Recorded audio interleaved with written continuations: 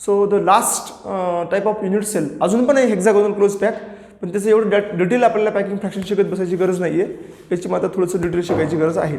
Packing fraction of FCC face centric cubic. हा packing fraction खूप interesting आहे आणि FCC वरून HCPचा पण तेवढाच आहे. म्हणजे FCCची अरेंजमेंट आहे ना, HCCPची अरेंजमेंट वेगळी आहे, पण त्याच्यामधलं व्हॉल्यूम जेवढं ॲटमनं ऑक्युपाय केले ते सेम आहे. ओके, तर आता मी पॅकिंग फ्रॅक्शन ऑफ FCC तुम्हाला सांगतो.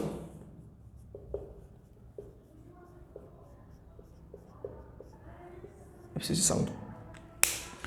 ही इव्हन BCC पेक्षा छोटं आहे, सोपं आहे, सिम्पल आहे. बघा, एक मी युनिट सेल, हे तर आता तुम्ही डोक्यात ठेवा. Let's consider a unit cell having edge length A.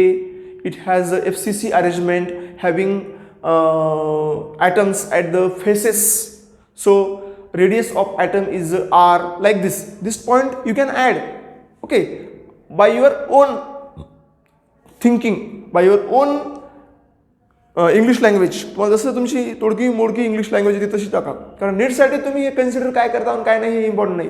Problems आणि MCQs, तुमचा व्ह्यू कसा आहे, तुमचं डोकं कसं चालतं, त्या प्रॉब्लेमला बघितल्यानंतर तुम्हाला काय वाटतं की मी कशा प्रकारे आन्सर काढू शकतो, ते महत्त्वाचं आहे.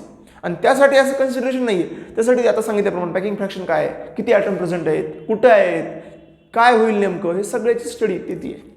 ठीक आहे, तर बघा packing fraction of FCC. FCC काय सांगते? FCC फेस सेंट्रिक क्युबिक सांगते. म्हणजे मी समजा जर मी असा युनिट सेल मी काढलो,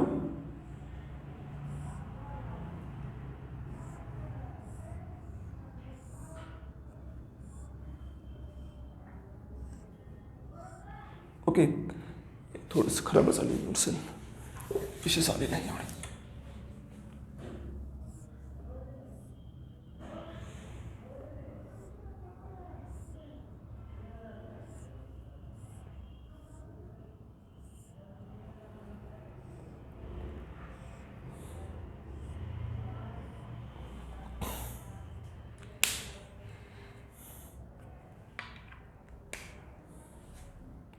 हे बघा, इथं ॲटम तर कॉर्नरला असणारच बरं का, ह्याच्याबद्दल काही विषयच नाही. कॉर्नरला ॲटम असणार म्हणजे असणार, कारण कोणत्याही अरेंजमेंटमध्ये we can not imagine the arrangement without atoms at corner. Okay, हे थोडंसं मी काय करतो, असं जास्त असं घेतो, कारण हे मला इथं समजून घ्यायचं आहे. आणि ह्याच्यामध्ये हे ॲटम आहे आपला, हा बाहेरचा फेस सेंटर ॲटम आहे, हा फेसला आहे. बाकीचे फेसला असतील तर ते सोडून द्या, फक्त मी या फेसचा विचार करतो, कारण इकडे बी फेसला, इथं बी या, इथं बी, हे आपण त्या कॅल्क्युलेशन्समध्ये शिकलेलो. ठीक आहे, तर बघा इथं समजा मी ह्याला म्हणतो A, ह्याला म्हणतो B, ह्याला म्हणतो C. हे तर एज लेंथ A, हे काही सांगायची गरजच नाही तुम्हाला, एज लेंथ A आपल्या दोघांची गरज पडणार आहे. आणि याच्यामधून मी काय करतो माहिती आहे का, याच्यामधून मी ना असा कॉर्नर हे काढतो, असा हायपोटेनिस काढतो, असं डायगोनल फेस, ह्याला फेस डायगोनल म्हणतो. 12 फेस डायगोनल असतात बघा, एक फेस 2 डायगोनल, असा एक पडतो ना, असा एक पडतो. ओके, आता आपल्याला फक्त एकच पाहिजे, मग त्याचा काही विचार करत नाही आपण. तर मी काय म्हणतो इथं, फ्रॉम फिगर मी हे म्हणू शकतो बघा, काय म्हणू शकतो, AC इक्वल टू 4R. कारण हे R आहे, हे आणि हे सेंटरमधून चालू आहे 2R आहे, आणि हे R आहे. जसं बॉडी डायगोनल, मागच्या वेळेस बॉडी डायगोनलमध्ये AD इक्वल टू 4R होतं, इथं AC इक्वल टू 4R आहे. हा दोघांमधला मेन डिफरन्स आहे. ठीक आहे, तर बघा आता काय होऊन जाईल, AC equal to 4R. Therefore in triangle ABC आपल्याला तर आताच शिकलो hypotenuse, AC square equal to AB square plus BC square.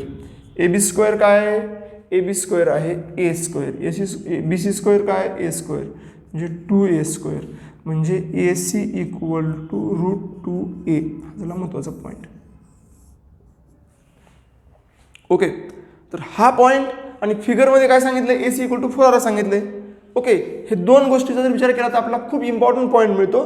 तो कोणता, तर 4R इक्वल टू √2A. ह्याला कम्पेअर केलं तर कम्पेअरिंग 1 and 2, ह्याला मी इक्वेशन 1 2, आता तुम्ही ते समजू शकता. 1 2 हे खूप 9वी 10वीच्या गोष्टी आहेत. Let's compare the equation 1 and 2 आपण 9 10 मध्ये शिकले, तर थोडंसं आपण 12th आहोत, तर अशा गोष्टी आपण डोक्यामध्ये ठेवून पुढे जायला पाहिजे. ओके, तरी पण लिहितो मी कम्पेअर 1 and 2. ओके, मी याला थोडंसं असं करतो पोरांनो, A equal to 4 divided by 4R divided by √2. 4ला मी 2 इंटू 2 रूट 2 लिहितो, सॉरी 2 इंटू 2 आर लिहितो मी याला, डिवायडेड बाय रूट 2. आता ए इक्वल टू काय 2, 2 म्हणजे root 2 into root 2 r divided by root 2. Root 2 cancel, म्हणजे ए इक्वल टू काय 2 रूट 2 आर. मुद्दाम हे डोक्यामध्ये ठेवण्यासाठी. तर हे झालं ए इक्वल टू रूट 2 आर. आता पॅकिंग फ्रॅक्शन काढणं काय अवघड जाणार नाही. FCC मध्ये किती ॲटम्स आहेत माहिती आहे आपल्याला. Number of atoms in FCC equal to 1/8 into 8 plus 1/2 into 6 faces. 1/2 into 6 faces. ठीक आहे. Okay, number of atoms in FCC किती येतं 1/8 इंटू 8, 1/2 इंटू 6 म्हणजे काय झाले, हे कटलं 1, हे 3 म्हणजे 1 + 3 4 ॲटम्स. ओके, मग आता आपल्याला काय करायचं आहे, पॅकिंग फ्रॅक्शन काढायचं आहे. 4 ॲटमचं व्हॉल्यूम काय असेल 4 into 4/3 pi r cube. Okay, volume of atoms 4 into 4/3 pi r cube. हे ॲटमचं व्हॉल्यूम. आपल्याला तर रेशो पकडायचं ना, packing fraction is ratio of volume of atoms divided by volume of cube. तर व्हॉल्यूम ऑफ क्यूब काय आहे इथं, आपला क्यूब आहे इथं, volume of cube equal to a cube. पण ए काय इथं 2 रूट 2 आर. 2 रूट 2 आर याचा क्यूब म्हणजे काय होईल, 2चा क्यूब 8, याचा क्यूब 2 रूट 2 आणि याचा क्यूब आर क्यूब म्हणजे 8 दुनी 16 रूट 2 आर क्यूब. ओके, तर बघा पॅकिंग फ्रॅक्शन इक्वल टू, पुन्हा लिहितो मी इथं, volume of atoms in unit cell divided by total volume और व्हॉल्यूम ऑफ युनिट सेल्स ना, टोटल बिटल काय आहे. ठीक आहे, व्हॉल्यूम ऑफ युनिट सेल.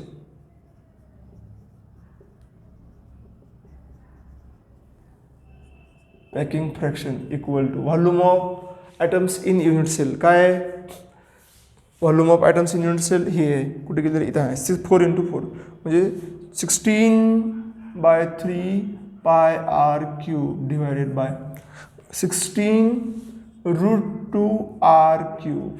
ठीक आहे, तर काय होते, तर हे होते कॅन्सल. 3 खाली रूट 2 म्हणजे तो पाय आर आर कॅन्सल. 3 खाली रूट म्हणजे पाय 3 रूट 2 एवढं ह्याचं पॅकिंग फ्रॅक्शन आहे.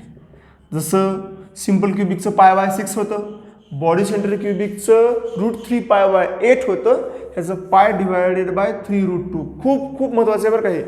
तुम्हाला डोळे झाकून हे आलं पाहिजे आणि हे येणं खूप महत्त्वाचं आहे.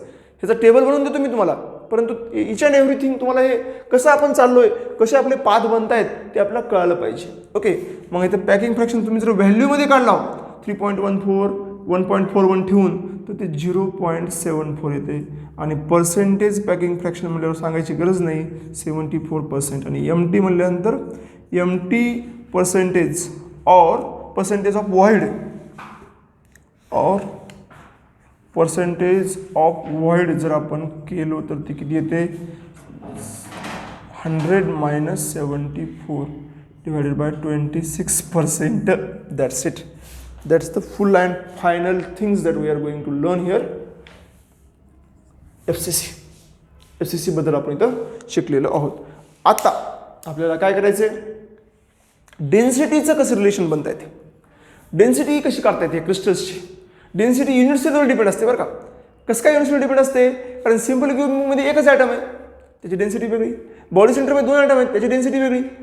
कारण डेन्सिटी म्हणजे काय, मास डिवायडेड बाय व्हॉल्यूम. व्हॉल्यूम तेच राहील, एक क्यूबच राहील, पण मास बदलेल ना. एका ॲटमचं मास वेगळं, 2 ॲटमचं मास वेगळं, 3 ॲटमचं मास वेगळं, 4 ॲटमचं मास वेगळं. आणि ॲटमचं एका ॲटमचं मास काढणं लिहा अवघड आहे.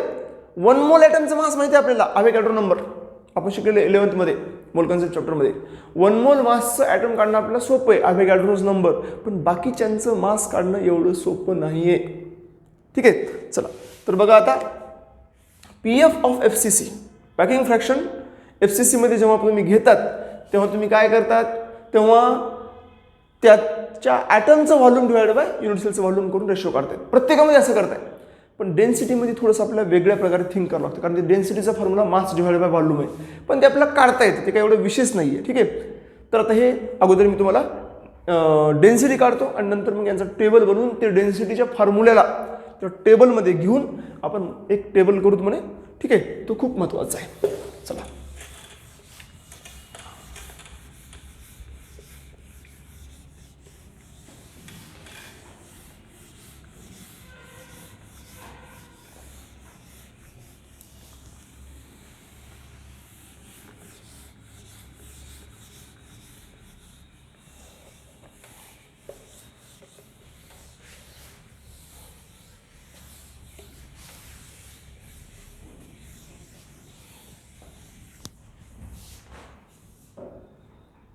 चला, सगळ्यात पहिलं कोणतं आहे?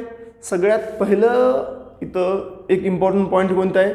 तर डेन्सिटीज ऑफ क्रिस्टल्स. हे अगोदर शिकू तुम्हाला आपण, आता पुढे शिकणाऱ्यापैकी.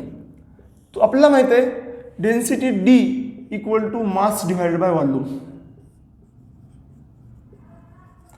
आता आपल्याला जर तुम्ही युनिट सेल घेतला, मी म्हणतो 1 मोल ॲटम घेतलो, पण 1 मोल ॲटमच्या युनिट सेल किती आहेत हे सांगत बसणं मला एक त्रासदायक होईल, खूप अवघड होईल. म्हणून मला एका युनिट सेलचं व्हॉल्यूम, कारण 1 मोलच्या युनिट सेल किती, त्याचं व्हॉल्यूम किती हे काढत बसण्यापेक्षा मी काय करतो, एका व्हॉल्यूममध्ये किती ॲटम आहेत त्यांचं मास काढतो, कारण मला युनिट सेलचं व्हॉल्यूम लगेच मिळतं ए क्यूब. मला माहिती आहे व्हॉल्यूम ऑफ युनिट सेल किती आहे,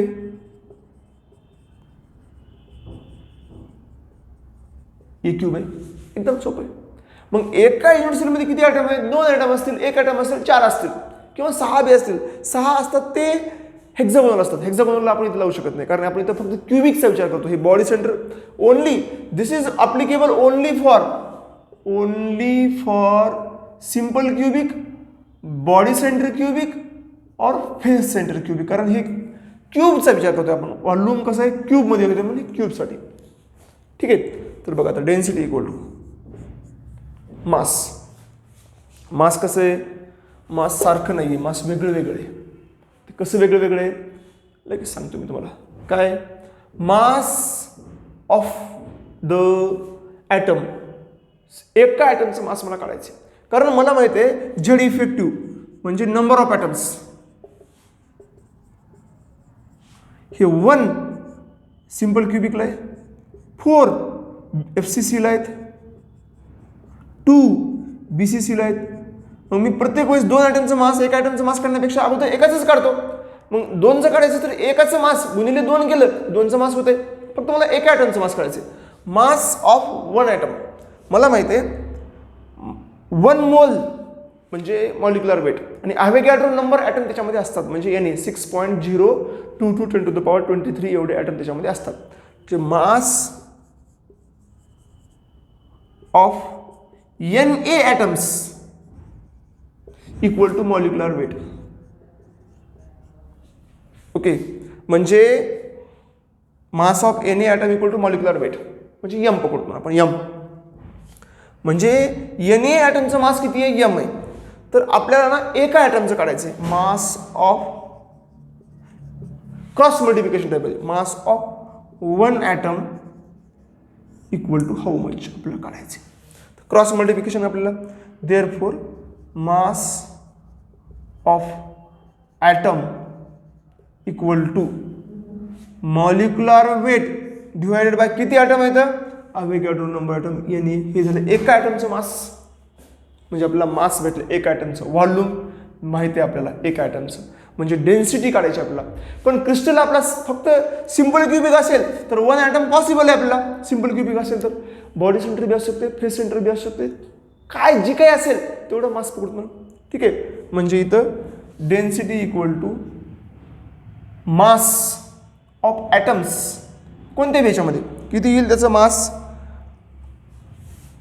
एकाचं mass multiplied by number of atoms, म्हणजे झेड इफेक्टिव्ह म्हणजे नंबर ऑफ ॲटम्स असतात इंटू एकाचं मास डिवाइड बाय काय Na इंटू किती आहे इथं व्हॉल्यूम. व्हॉल्यूम ए क्यूब आहे, म्हणजे डेन्सिटीचा फॉर्म्युला होतो Z effective M divided by A cube into Na, where Na काय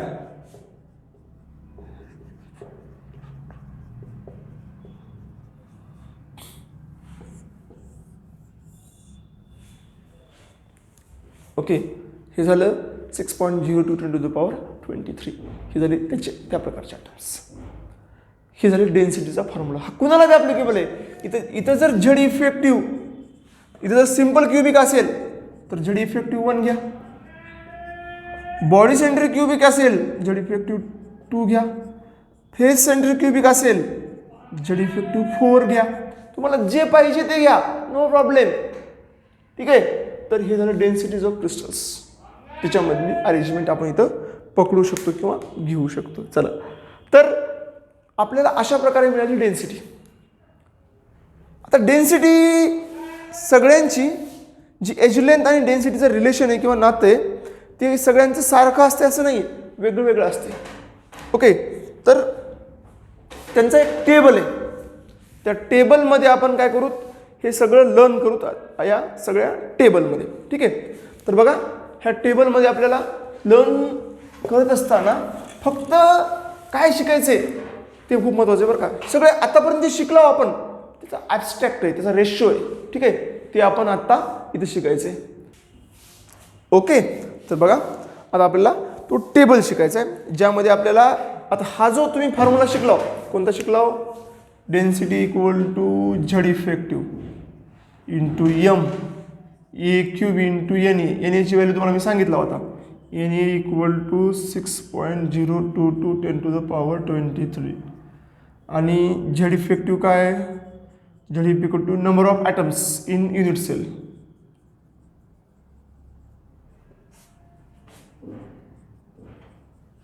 एम काय, मॉलिक्युलर मास.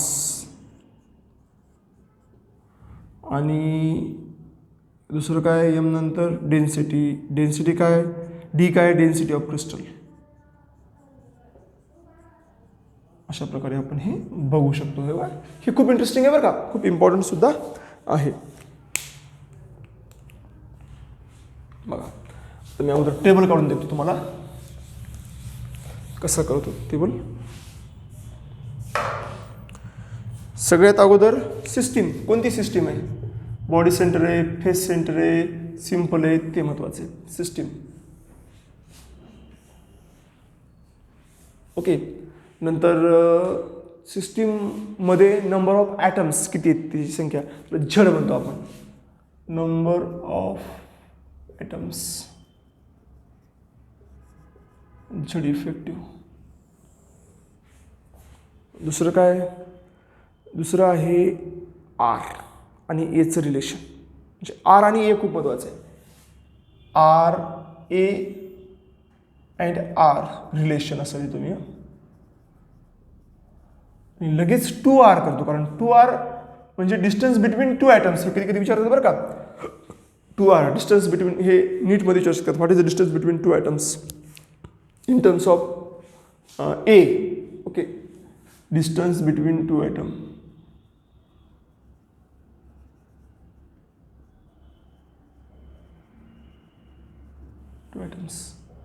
तर डेन्सिटी काय होईल इथं, हे काय सिम्पल आहे. हे तुम्ही फक्त ते झेड इफेक्टिव्हची जागा, आता जे तुम्ही फॉर्म्युला शिकला नाही त्यामध्ये झेड इफेक्टिव्हच्या जागेवर तुम्हाला 1, 2 आणि 4 ठेवावं लागेल. एवढंच काय तो फरक आहे. पहिलं कोणतं आहे, simple cubic, Z effective 1. Relation काय, A equal to 2R. 2R equal to काय, ए आहे, एज लेंथ. हे हे हे काय कधीच सिम्पलच आहे पण महत्त्वाचं आहे. डेन्सिटी काय, आणि इथं बघा पॅकिंग फ्रॅक्शन एक राहिलं ना, पॅकिंग फ्रॅक्शन हे खूप महत्त्वाचं आहे कारण हे विचारतात. पॅकिंग फ्रॅक्शन, पॅकिंग फ्रॅक्शन काय इथं π/6 आहे किंवा 0.542. 542 का 524 52.4 आहे ना, 47 524 हे झालं पॅकिंग फ्रॅक्शन. आता बघा सिम्पल क्युबिक नंतर काय, सिम्पल क्युबिक नंतर body centre cubic. Density, density तर तुम्हाला आता सांगितलेच आहे. झेड इफेक्टिव्ह इथं फक्त 1 ठेवायचे म्हणजे molecular weight divided by A cube into N A डायरेक्टच घेऊ शकतो कारण ते झेड इफेक्टिव्ह 1 आहे. मग नाही केलं काय, मल्टिप्लाय केलं काय, फरकच पडत नाही. आता दुसरं आहे BCC, त्याला म्हणतो आपण बॉडी सेंटर क्युबिक, BCC. इथे 2 ॲटम असतात, कॉर्नरला 1 आणि फेस सेंटर आणि एकदम बॉडी सेंटरला 1. इथं काय ए इक्वल टू आहे 4r/√3. खूप महत्त्वाचं आहे. आता ऑटोमॅटिकली 2a काय येईल, इथे 2 मल्टिप्लाय करायचं, 2 मल्टिप्लाय करा, सॉरी 2r काढायचं आहे मला. 2r काय येईल, 2r 2 डिस्टन्स म्हणजे इथं √3 आणि इथलं 2 इकडे येईल म्हणजे √3a/2 distance between 2 atoms, 2 adjacent atoms. Okay, 2r म्हणजे हे 4r इक्वल टू काय होईल, √3 येईल आणि 2r इक्वल टू काय येईल, /2 ऑटोमॅटिकली येऊन जाईल. इथं डेन्सिटी काय आहे, डेन्सिटी 2m, 2 आहेत ना मग ॲटम्स एका युनिट सेलमध्ये म्हणून 2m इंटू a³/n. हे काय येईल, हे येईल √3π/8. पॅकिंग फ्रॅक्शन आपण शिकलेलं आहे, √3π/8.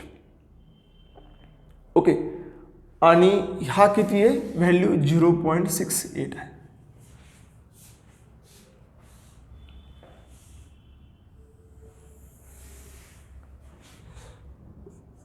FCC ॲटम किती आहेत, 4 आहेत. सिम्पल आहे, रिलेशन काय आहे, ए इक्वल टू 2√2 आहे r. आता 2r इक्वल टू काय, फक्त √2 इकडे आणा म्हणजे a/√2, 2r इक्वल टू हे. आणि पॅकिंग फ्रॅक्शन्स एकदम डोळे झाकून मस्तपैकी करत राहायचं, तर काहीच ताण नाही आपल्याला. ठीक आहे, म्हणजे आपण इझी गोईंगमध्ये ते करू शकतो. ओके, एकदम इझी गोईंगमध्ये आपण ते करू शकतो पॅकिंग फ्रॅक्शन आणि ते.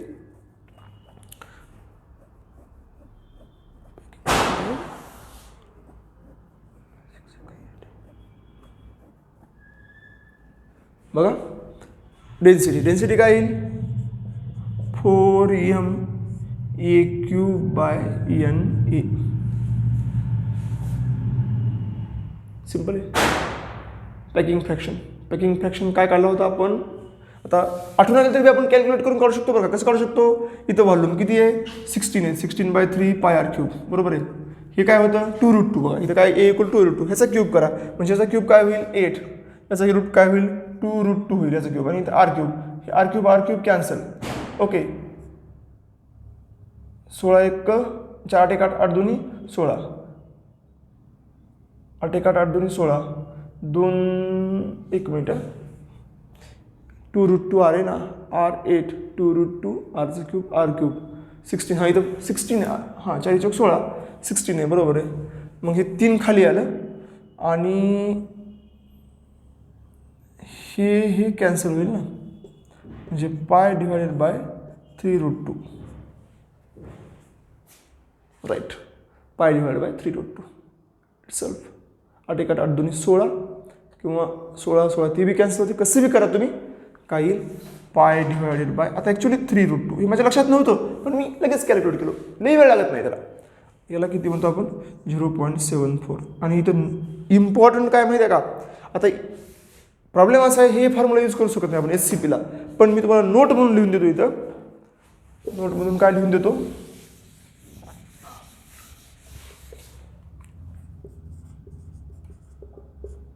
For HCP or CCP also has same packing fraction ratio.